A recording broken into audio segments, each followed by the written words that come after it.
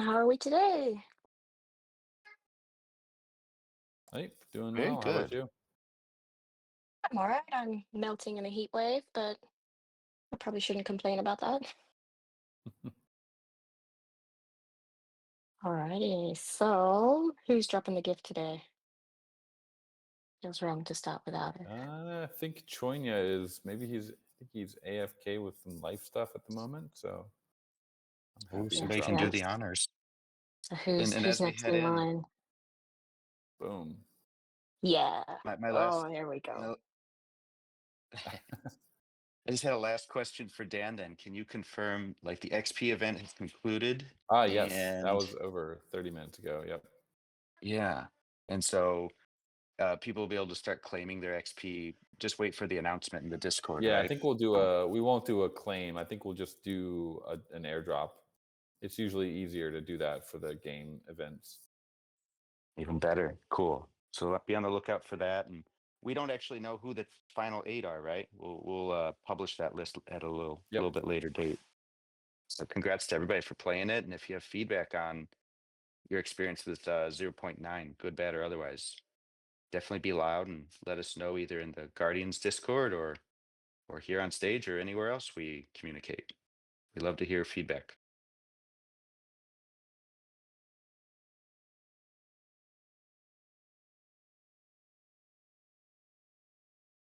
Awesome. Alrighty, guys. Well, welcome to the DAO call for the 31st of May. Not much going on Snapshot, tragically. So nothing to update there. So we get to just dive straight into discussions and hopefully we can hash some things out. So the first thing I had on the agenda was Aavegotchi and his soon to be posted temperature check on how we should deal with the quorum moving to base. So it is Aavegotchi. Come on up, Aavegotchi. There we go.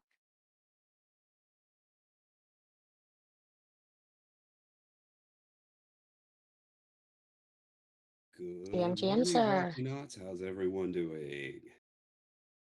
We are good. So, How are you, sir? after lengthy discussions in both the DAO call last week and the past 2 weeks of forum conversations, we seem to have whittled it down to a consensus, or at least a working consensus. And that is that the temperature check sig prop that I was drafting up is, to all effects, just a stripped down version of Phantasma's core prop. If you look at it as the result that it gains us, which is recalculating quorum down to a lower number, then both propositions do the exact same thing. The only difference between them is how they're worded and a couple of add-ons like additional XP for voting. So rather than, I got a lot of feedback on the idea of launching this as a poll, which would potentially just eat up 2 weeks of processing time before we may or may not have to move on to a core prop. So the final discussion in the chat last night was this: let's take a look at this, compare it to Phantasma's prop, his core prop, and see how much of this proposal can we change while still considering it a resubmission of the original core prop. And the reason we say we discussed that is because the SIG prop had about a 95% pass on quorum, while the core prop failed on vote. So a resubmission of a core prop would be the fastest way to get to a resolution on the issue.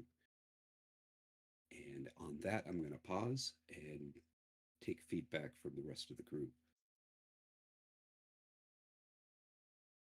Yeah, I did read the comments in the DAO discussion, and my opinion hasn't really changed. I think the cleanest way to handle this would just be to resubmit the core prop. Ideally, it would list out the addresses that should be excluded so that there's I guess going forward, like we wouldn't have to do this again. but I do understand if there's hesitancy to change the actual content of the sig prop that did pass, and if we just want to adjust the quorum down to 7.2, that's also fine. We can handle this in a future vote as well. So my position is still like, I don't think that with like all the infrastructure that we've created, and we have DAO directors and a foundation, I don't think it's really a good like it kind of mixes separation of powers if we're just changing quorum based on comments in a Discord and a prop hasn't actually passed. Like, I think that opens the foundation up to some potential legal risk.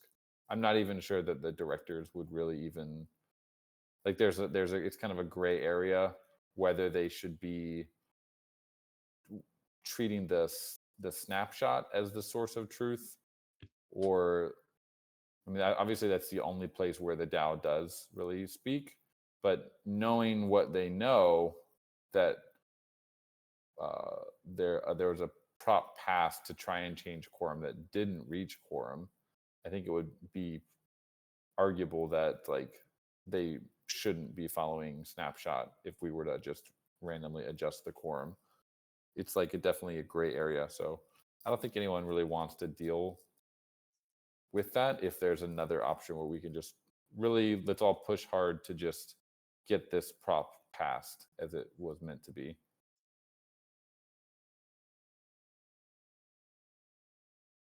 We definitely don't want to open ourselves up to any Yeah. legal complications.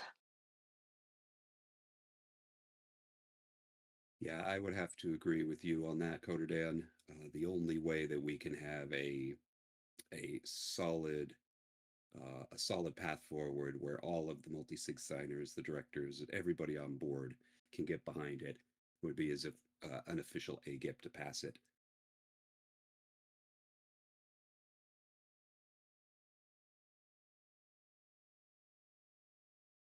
So with that said, are Phantasma was we? the creator of the prop, so curious what his thoughts are on this. Is he willing to resubmit the core prop? I mean, there's no laws in our bylaws that say you can't resubmit a core prop that didn't reach quorum. No, and I'm pretty sure it's been done before. Yeah. Just try again. I mean, the only reason it generally failed this time was because a few no voters couldn't handle not getting their way, so they kind of just blocked the whole thing instead of going with the 95% that were voting yes. So I'm definitely all for a resubmission. So, Coder Dan, since you have the official keys to submitting core props on Snapshot, where No, do you draw the line on we changes to don't the have core to. prop? I don't have the. I mean, we're not submitting core props for people. The author of the prop is submitting core props now. We're not really gatekeeping that. As long as they follow the template, we don't really delete proposals. If I think it's more of a, generally speaking, like if the author changes the core prop significantly from the past sig prop, then I think the DAO would just vote it down if they didn't really agree with it, right? Yeah. And so Phantasma's asking here, do we just resubmit without a quorum number and go ahead with address exclusion and let the final number map itself out? I think it's kind of generally up to the prop author. Like, you try not to change the content of the prop too much. We don't have a hard and fast rule as a DAO on how many changes there can be, like from a sig prop to a core prop. But if we're not, like, And in it's this not case, I think you're actually improving the prop by adding in exactly. specific addresses. So Yeah. I think that you're not materially changing the number, I think, right? Like, it's still 7.2. give or take, a or couple. close to it. Yeah, it's Yeah. just an Yeah, inclusion of more information to make it 100% Right. clear. So I wouldn't call that a fundamental change. It's just Yeah, I would agree. Like it's clarifying. clarification. Yeah. Yeah. We're yeah, not it's a changing the spirit of the fundamentally prop by adding in that extra info about really if we're thinking of ourselves as a decentralized organization, like the DAO needs to be very specific about what it's telling the DAO directors to do. I know this has been like a sticking point in the past where they say, hey, you need to like tell us which wallet this is coming from. So I think this is a similar situation where it's we should be getting in a habit as a DAO of putting in specifics like that. Like we're not just recalculating quorum. We're excluding specific wallets, and here are the wallets. So when we do eventually get to a fully on-chain DAO, people like will be in the habit of doing the work before the prop actually gets to a SIG prop stage. And by setting this precedence that additional wallets that are added into the mix are automatically excluded from the VP, going forward, that can be considered the foundation for the bylaw. That anytime we add more wallets in the future, they're automatically excluded without needing another core prop to define it. Nah, maybe. Because it depends on the wallet. It depends on how we view ourselves as a DAO, I guess. Because if we are to move, say we get to base, Snapshot has a fully on-chain version that we could switch over to. Someone's gonna have to create that transaction to do that. So if the DAO directors don't, they're not actively looking at bylaws and saying here's the precedent and here's where I need to like update the snapshot exclusion addresses unless it's specifically included in the content of the prop that passes and that prop says in the future any DAO controlled wallet you need to add that, and then they would be able to look at that. Phantasma's prop doesn't specify that as far as I remember. No, the props so far are merely to break the stalemate in quorum, after which we can come back around and Yeah. start looking at codifying some of the old precedents, making them the official bylaws, such as little things like we've specifically got Ghost on Polygon, that is, it's circulating and eligible to vote, is the only currency that's going to be considered in VP. Well, the spirit of the law would say if we migrate the whole protocol over to base, we should automatically include base. But the letter of the law said no, you have to have a vote to change it. So all of those little nuances are the kinds of things that we should lock in as foundational, that are actual bylaws that we could follow.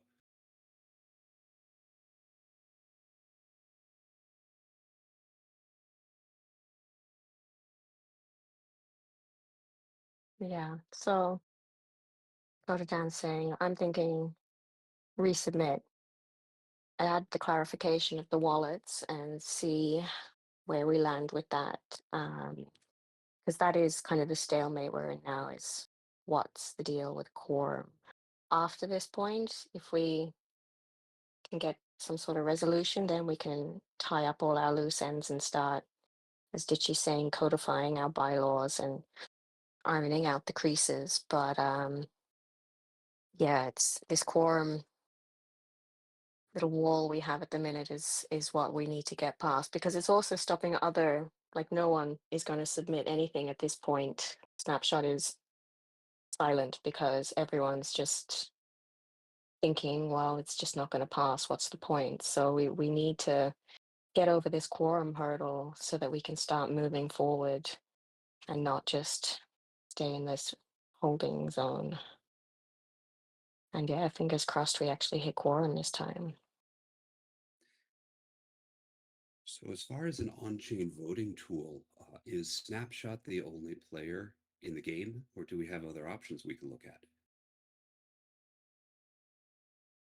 at? Fully on chain, I think Aragon also has pretty robust solution. The main issue is that we have a fairly complicated way of calculating voting power that has not generally been like super compatible with what other providers like Aragon are offering. They generally only have something like, how many tokens do you own, or LP positions. I'm not even sure if they offer those. Like it's from what my previous research, like it's pretty limited in how you can calculate voting power. We have a total of 8 strategies on Snapshot that calculate your Gotchi's BRS, the land parcels, your amount of like LPs in the Aavegotchi staking.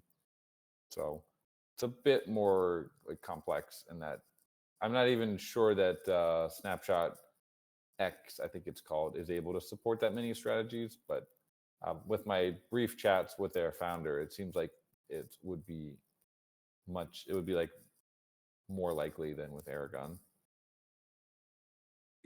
Is this something we can write as a smart contract that's a single submission to the voting platform whenever we post up a proposal?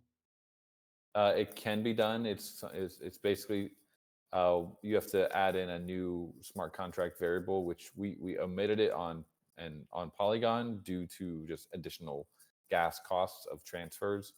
But basically, what you do is every time the NFT is transferred or updated, or like an LP position is transferred or updated, you track that address's voting power. It's like it involves quite a few code edits and a lot of additional gas being spent, which on Base or Polygon, like I think we kind of avoided it just so we didn't have a lot of extra gas being spent, and we're able to use Snapshot, but it can be done. It's just like it involves a kind of a code rewrite, and everyone would also have to kind of transfer all their assets again to recalculate their voting power, or we'd have to like add like a snapshot in somehow on chain to calculate all that voting power for the first time. So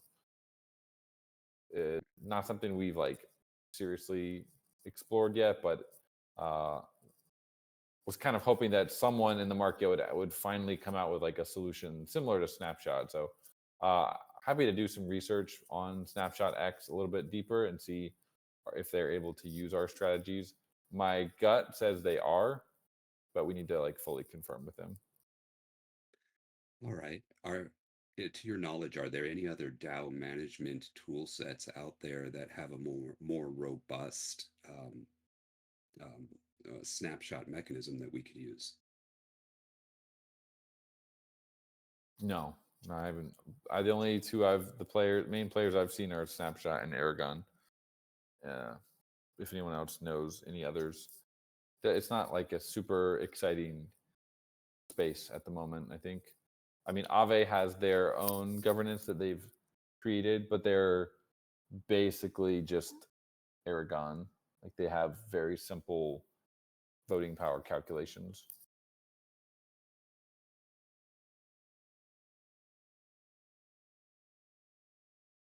All right, so I guess my last Coder Dan question in regards to coding is if since we're currently assigning voter power to the NFTs, the liquid ghost holdings, um, potentially to staked positions, and I don't know if we're doing LPs right now or not.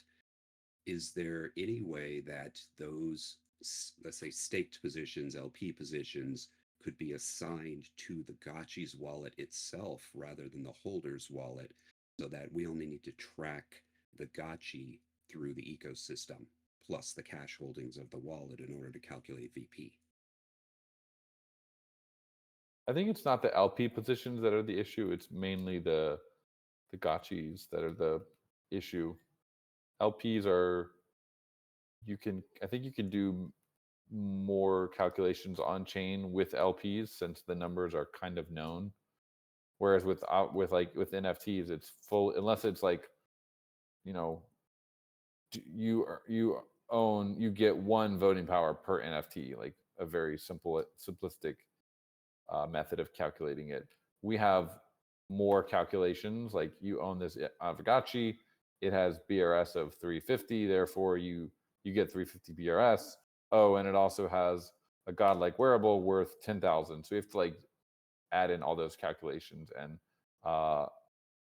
those are, I don't think they're as easy to do for something like Aragon. Like I think we definitely tried back in like 2023. I think we led kind of a serious effort to see if we could put all of our voting power on chain, but in the end we kind of realized it's not really possible. We're going to need to use something like the indexing that I mentioned earlier. Okay, well, I do have one more question then. In your humble opinion, how big a project would it be to build that kind of snapshot mechanism that would be compatible with our voting?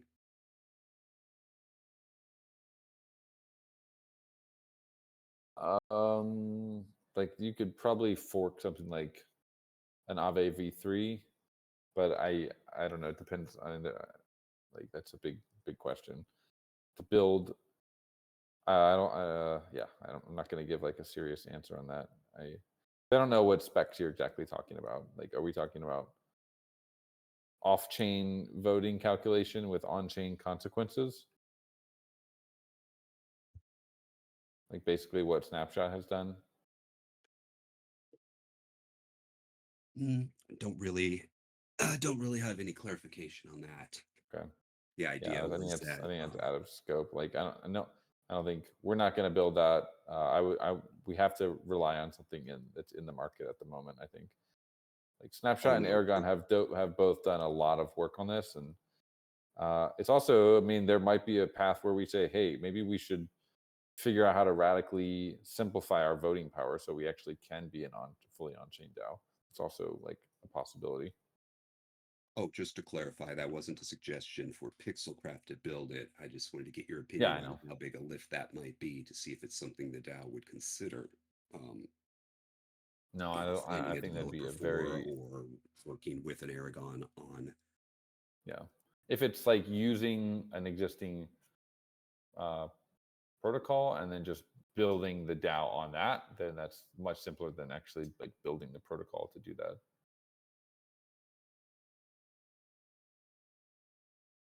Okay. Yeah, maybe Yeah, back to much this to do then. quorum. Just reading Phantasma's message here, and I think the 7.2 million number was that. I think that was just we reached that number by removing the DAO treasury ghost, right? That was basically it. If it's like if you end up at a different number, or I guess there's people worried about the DAO distributing some of its ghost or accumulating more ghost, I guess, and that quorum number going down even further. I guess if the DAO like did another buyback, then it would soak up even more existing ghosts. So could be a potential problem. Uh, I don't think there's any proposals like to do that anytime soon, though. But yeah, I think we want to stick with let's we want this prop to have the highest chance of success. So whatever you're most comfortable with as the author, That's it. I mean, the yeah, discussion was pretty healthy around it. If anyone looks back, they can see that that number was reached by excluding wallets XYZ and then recalculating 20% of that figure. So, I mean, it's not just a random number. Um, and yeah, future recalculations, post migration and onwards will have to take that into account because that was back in the original quorum kind of documents. 20% was that magical number for proper proposals that had significant effect over the protocol. So Oh yeah, and then when we recalculate quorum, well, that'll be up for further debate. Is it monthly per prop Yeah. or however more? We can play with that later, but we do need to Yep. get past this hurdle first. And then once we actually migrate to base and see what the asset distribution looks like and what lands where, then we'll be having this discussion all over again as to what's included and what's not. Because as Ditchy was saying, Polygon assets is the only one that is, if you go by the letter of the law, is the only one mentioned. But obviously, if we've migrated to base, one would assume that base assets would be included. So yeah, we'll have to codify that afterwards. But we can work on that once we hopefully get past this prop passing, and then once we get final dates as to when we're landing on this. Oh yeah. So hopefully that means Phantasma plus Tichy will be resubmitting this one sometime this week. And fingers crossed, everyone will have to put the Gotchi megaphones out there and announce high and low, let everyone come in and vote, just in case the reason it didn't pass last time was because someone forgot to vote. And hopefully we can move past this one.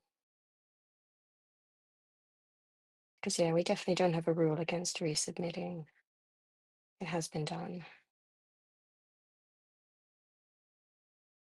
Oh yeah, I'm not seeing anything else popping out of the chat.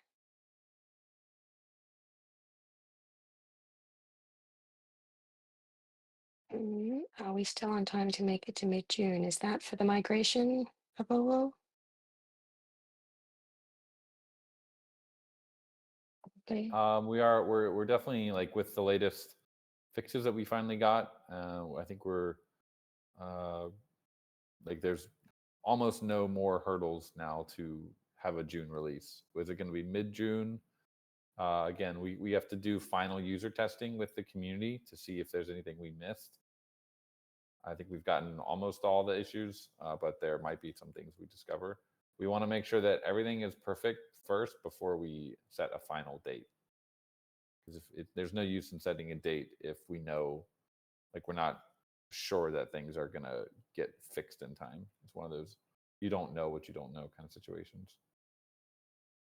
100%. We definitely don't want to have to revise that date or migrate and have things not work. So Yeah. yeah. It's just got to be, like, flawless, and it's not a simple thing to do because there's a lot of complexity. The main one was just the handling of assets that are not held by EOAs, like just normal addresses, and are held by things like Gnosis Safe and things like that. And just like the there's a lot of assets. So yeah, I think we had everything kind of done a month and a half ago, but it's just been a lot of testing that's taken longer.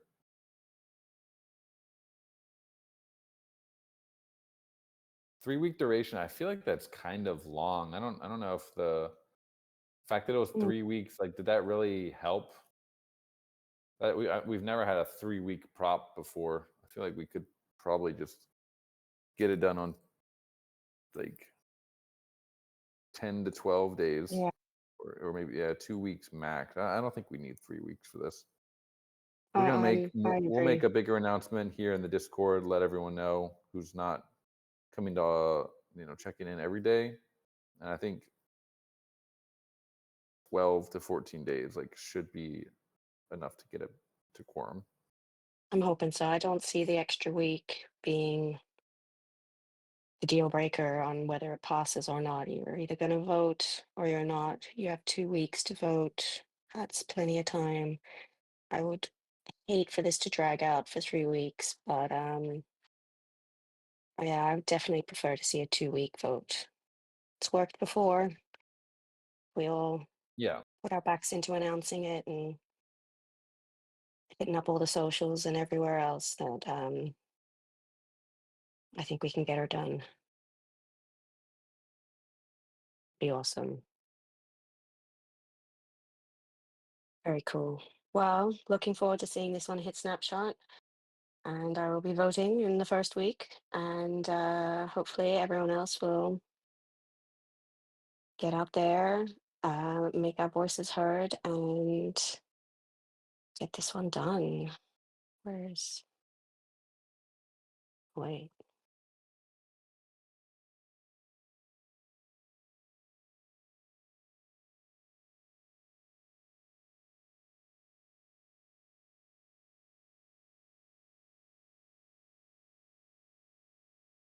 And that's my favorite gift. Alrighty. Cool. Well, I think it's safe to move to another topic here. So discussion has been very centered around quorum and maybe the foundation as well. So the snapshot proposal for the foundation budget has been taken down. Do we have any progress on that, or are we just waiting for quorum to be resolved? We do have progress on it. At Hardcore's recommendation, I took it down because the original proposal didn't follow the appropriate template. So I'm making Hmm. some final edits to it, and then I'm going to get it resubmitted right along with the resubmission of the core prop, because nothing brings our players into the yard more than having something to vote on. Yes, it is sad seeing Snapshot quiet. So for sure. Do you have any rough timing on that? Is it something we can see this week maybe, or a little bit further down? I'll have to let me get in touch with Hardcore because he's going to be doing the final review of this, Mm-hmm. and I'm not sure what his availability is, but I think this week is Yeah, yeah. reasonable. Cool, cool.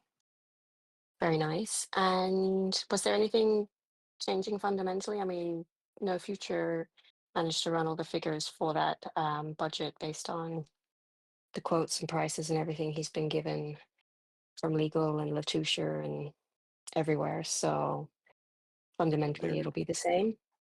it's one or two fundamental differences. The proposal is going to move from voting on an annual budget for the foundation directors to an interim budget, meaning this is the first year budget, which is purely for the reimbursement of the funds spent that we took on loan from Pixelcraft. So rather Hmm. than having a vote for this to be the cyclical ongoing annual budget, we'll do it as a one-time thing, get that compensation back into the hands of the people who already fronted us. Hmm. And then we're dancing around the funding for general counsel, and Yeah.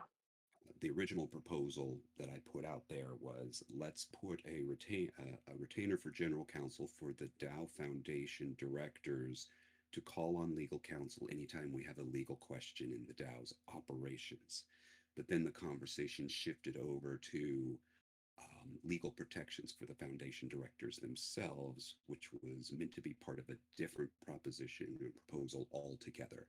So I'm working out the numbers to see if we can blend those all into one proposal here, so that the Mm.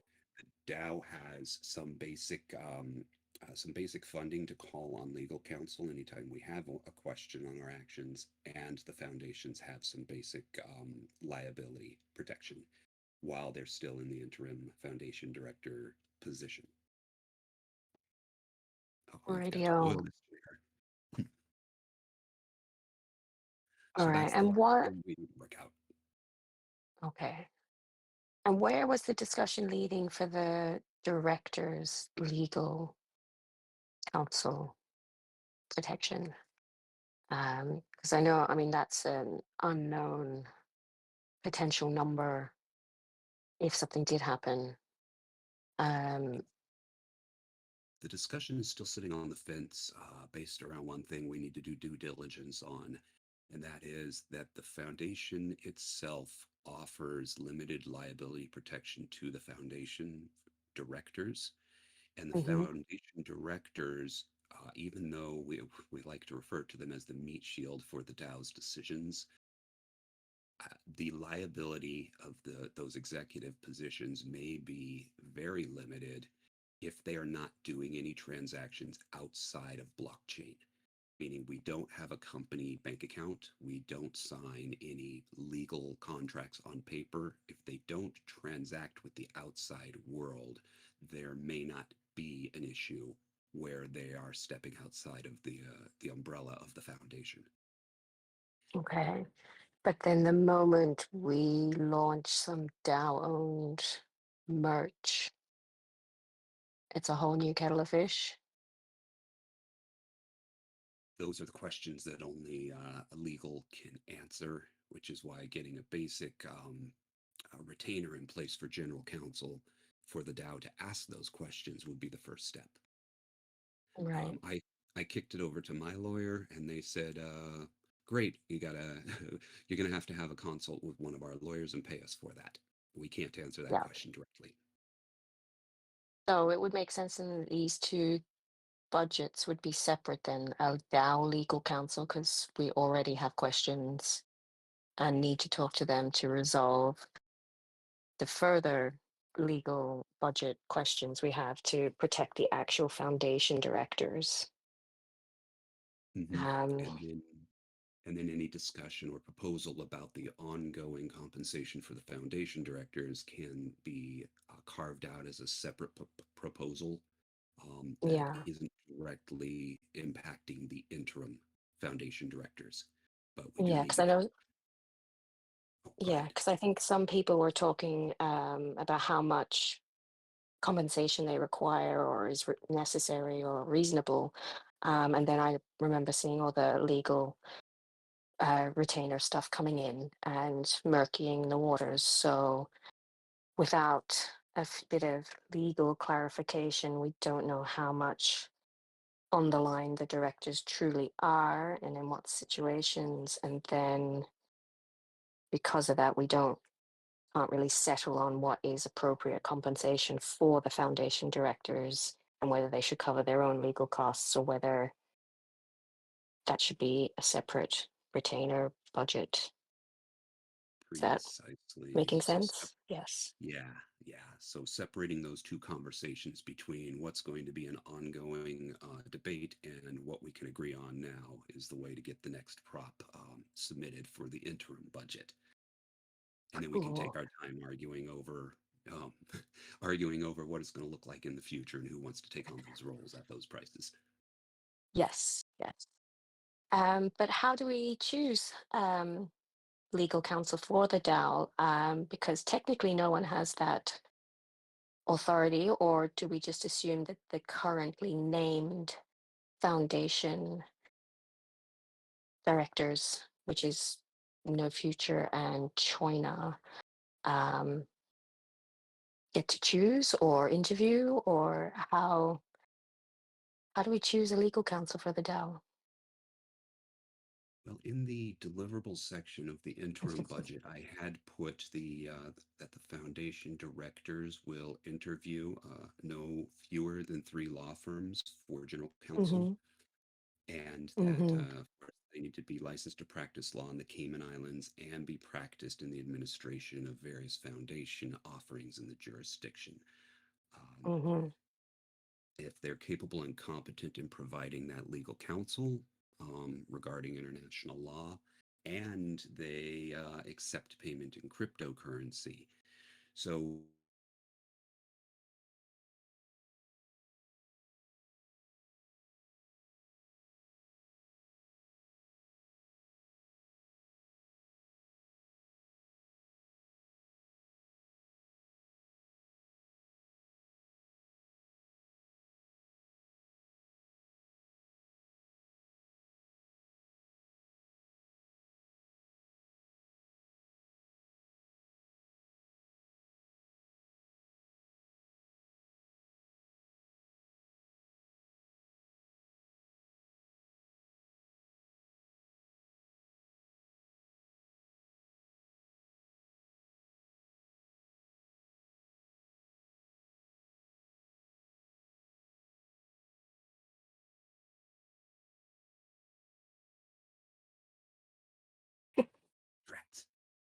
Oh, you're back. Oh, okay. Maybe. Can everyone hear everyone? Yes. Hooray. Oh, no futuristic. Your question. What's the rationale for not having it as an ongoing budget? Um, the amount of time it would take for us to debate what that budget would look like and get it passed versus let's get you the interim emergency funding for what's already been spent will be a much easier prop to But pass in what are we short order. debating? We have a clear number from Lotusha what the annual budget looks like. It would be roughly 9,000 a year, plus the additional bumper room for if we need a KYC or file any additional legal documents. There's no debate there for that. Like with the legal counsel stuff, I could see how there's a debate for that. But that legal counsel that we were seeking funding for is for the DAO in general, not for the individual DAO directors. So the idea that I think it makes sense to have that as an ongoing budget, and then we can debate whether we're going to provide the legal counsel to the DAO directors, not the signers per se, as part of compensation for them taking on that role, which I still don't agree with 100%. But I don't see the reason for why we should separate those two things because it makes sense to just knock it out. We have an ongoing debt where we're going to have to pay annually these fees, which amount to about $9,000 every year, and then the a retainer for a lawyer. So I just don't understand the rationale or why it's up for debate. It really comes down to the question of which one do you think will be easier to pass? A one-time budget to cover existing expenses, or convincing the DAO that we're going to spend $30,000 or $40,000 a year on operating costs? I think it's easier to the yearly budget because it's a necessity, right? The DAO can unless the DAO is going to pay back Pixelcraft, which they can even vote not to, honestly, that is a possibility. The only other option is that we decide not to continue as a foundation and we go fully on chain. We would have to make that decision by April of next year. So I don't think that it would be up for debate. It felt like very clearly everybody kind of supports this because it needs to happen. It's not really a thing that we can really like it's not like, there's a debate here about like, oh, we're spending too much. It's like, no, these are legitimately the cost of doing business that, we currently are doing. Well, I did get some feedback in the discussions that specifically said it's too expensive. So there is that point of view out there. I don't know how loud that voice is, though. Mm. I mean, certain figures there are set in stone, like the costs for Latushire and everything.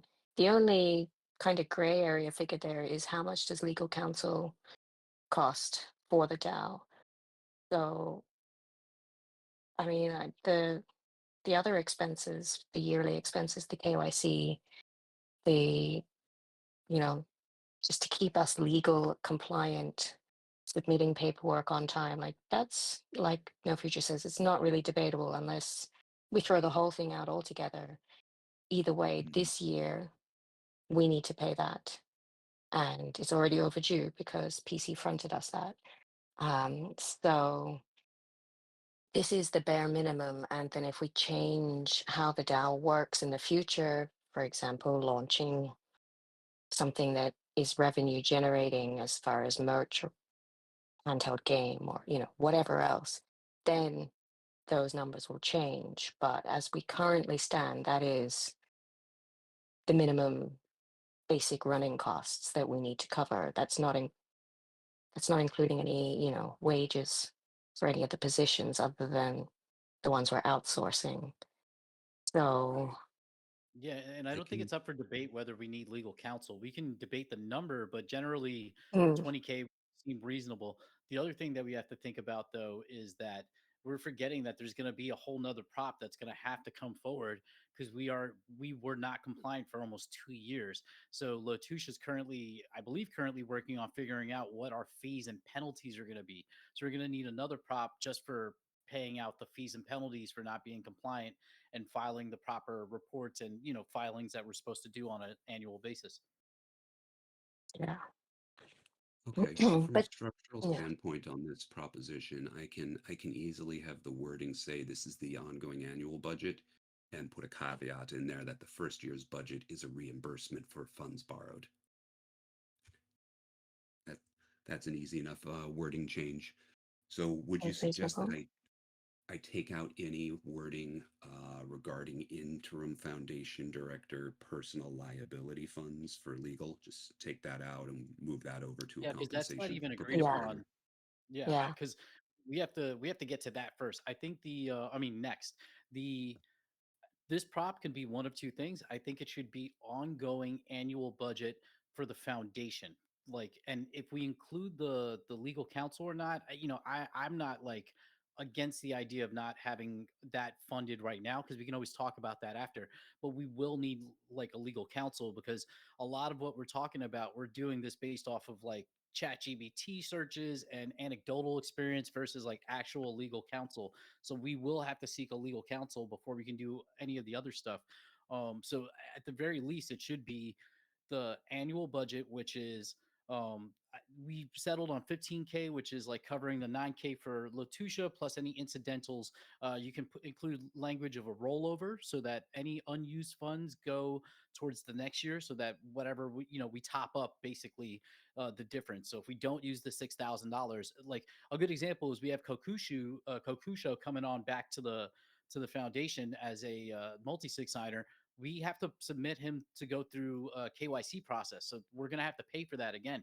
If anyone else quits this year, we have to pay again. And then there's going to be document filing fees for every time we have to switch anything on our documents. So we're definitely going to have to do that because right now, me and Choina are listed as directors. I'm not sure who the third director is on the foundation, but eventually that's going to change because if like there's a possibility that we don't want to take on that liability, which is fair, and the DAO is going to have to change their documents again.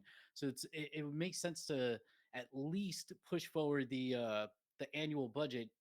If there is feedback that the retainer is too much or not enough, that could be a separate vote. I just want to avoid this like thing where we're like keep kicking things down the road and we're creating like snapshot spam, basically, where it's going to be 20 props to get like basic stuff done.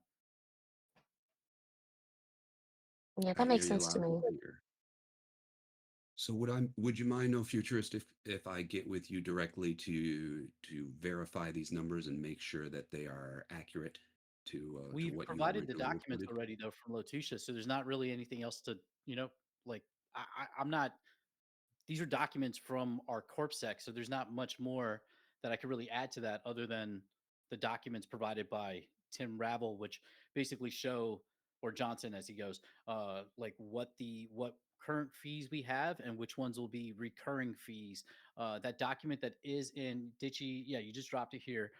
The document is in the fund discretionary fund chat that we started and you've kind of kept up with.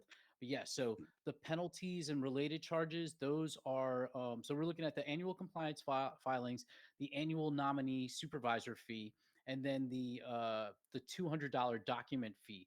Some of those extra fees are previous like filings that we're going to have to take care of, and that's why that number, like for this year, we've probably already tapped out on our 15,000 or getting close to it. But yeah, it's going to be trying to discretionary budget 200 per document. I don't know about the budget breakdown and discretionary budget part of it. um yeah, I'm quoting basically what the document provided by Johnson says, which is, I'll see if I can find it real quick and then drop it in. Give me a second. Yeah, my question is regarding the first of those two posts because it specifically says $6,800 annual compliance filing is higher than normal because we're out of compliance, and then we have all these one-off fees. So are these one-off fees and this increased charge going to be the ongoing revolving budget, or are we talking about less than $15,000 a year for the annual budget? Those are the Yeah, numbers so that I'm I looking to guess if verify. we go back to my original forum post and the prop draft that I dropped, that specifically just showed the annual fees, not including the nominee supervisor because we didn't have it at that point. So that would have included. Let me see if I can find the document because I did download it. It wouldn't include any of these one-off fees. It would just include the recurring fees that we have on an ongoing basis. Let me find it though.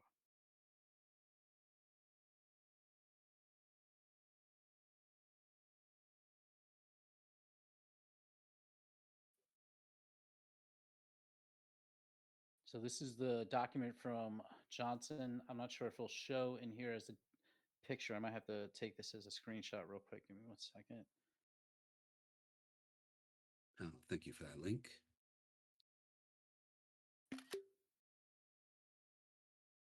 So this screenshot, as you can see, is basically what we're talking about. I'll bring it full screen.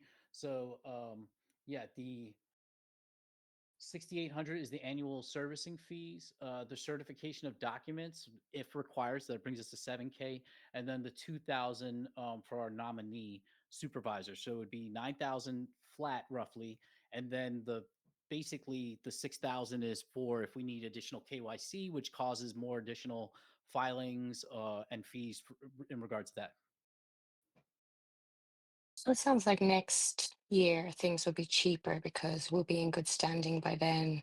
All these one-offs won't be hanging over us, and we'll kind of know what's going on. So it sounds to me like if you put in the wording that, yeah, we're looking for an annual budget currently at, I don't know, is it 15?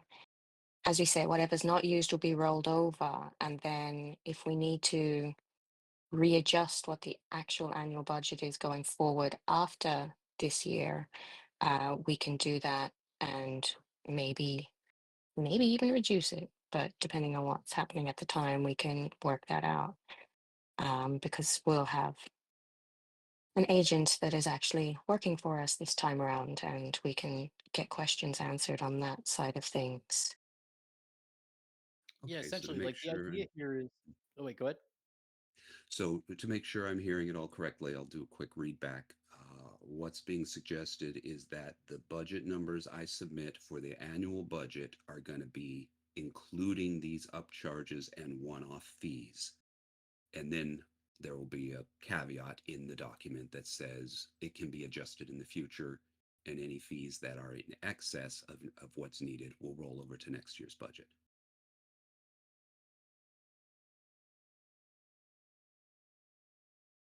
That's what I'm hearing. Okay, I can do that. And as we say, we can always redo another proposal down the line to readjust things as we know more. But we just need to get this one through so that we can take PC back and get ourselves all sorted with our agents and nominees and everything, and start moving on to the bigger fish, which is legal protection, not protection, legal counsel for the DAO itself. Following that, we'll need to work out who chooses that. I see no future says that's not him. Makes sense because I don't know who feels actually qualified to assess a lawyer as to whether or not they can represent us. So that is a tricky question we'll have to get through.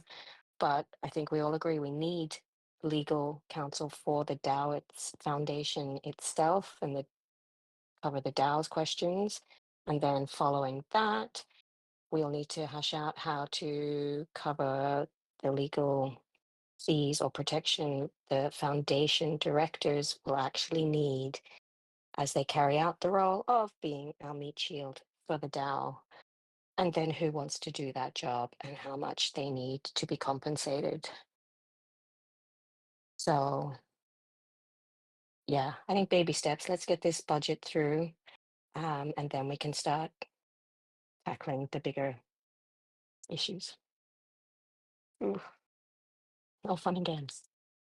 Okie dokie. Alrighty. So, and I know Actually, I there's. want to ask. Mhm. Sorry. Ditchy, did you do any more research on that entity you found that could sit in place of directors on the foundation? So like it seems like an interesting idea. I saw that FIFO had some questions about like what other services are using it. I did do some reading on it, and it's just like there are certain things that kind of concern me, like the idea of they could manage our treasury, like the idea of the entity being like a wrapper for the treasury itself. It did bring up like other things that I don't think we're covering specifically, like the idea that the revenue that we're making from staking is technically revenue, so that changes our filing needs for compliance purposes. Did you manage to do any more research on that entity and find out anything new that we can bring towards the conversation? I did dig up a little bit on them. First and foremost is their price point, to take the place of our foundation directors, and they could also sit as the supervisor, but I think that might be a conflict of interest. We would want to have some pushback on decisions, but their price point's somewhere between $30,000 and $40,000 a year to act as our foundation directors. On the treasury front, there is some fine print in that section where we don't have to hand over the keys to the treasury to them. So it could be as simple as this prop that we just finished talking about, where we give them an annual budget to handle the compliance. It's pre-approved, and all the rest of the monies are out of their reach, and that still gets handled by the DAO and the multi-sig signers. So we do have some buffer there that can be worked on. I haven't dug in to see if anybody else is using their services. It really was just a quick read, and then I posted it to the group so everybody could understand that, oh, there is an option out there where we don't have to put our own people on the foundation board. Also, Yeah, that makes Snap is sense. another option.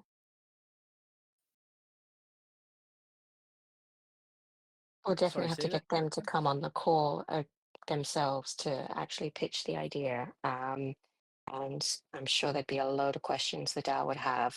Definitely wouldn't want to put all our eggs in one basket, I wouldn't imagine, and hand over treasury control or Sure. anything like that.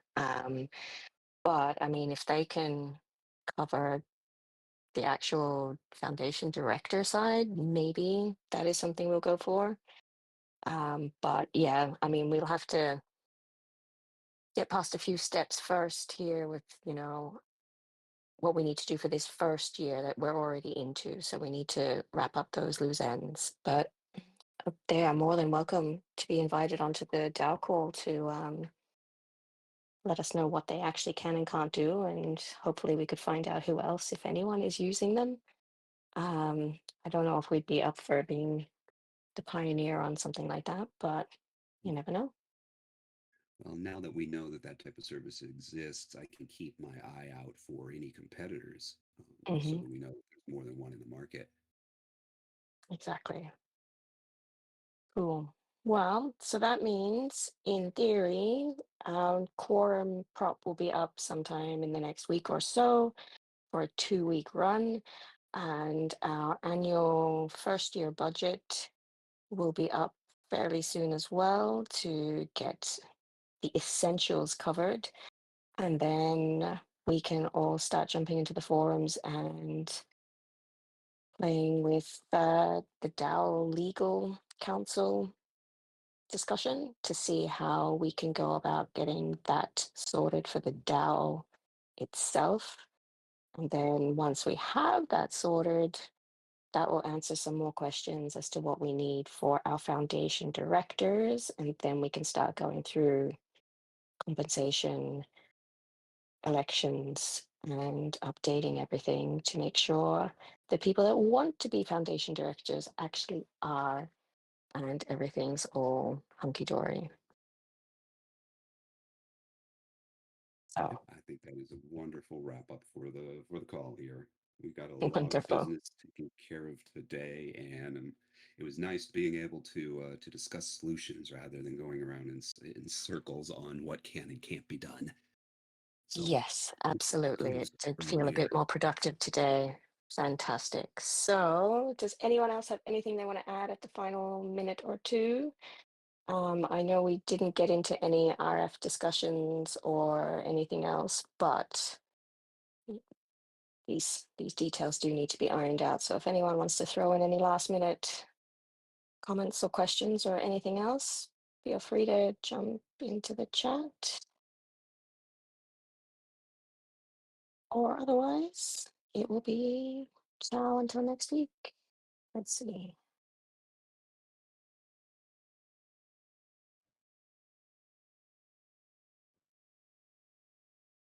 Got some typing happening.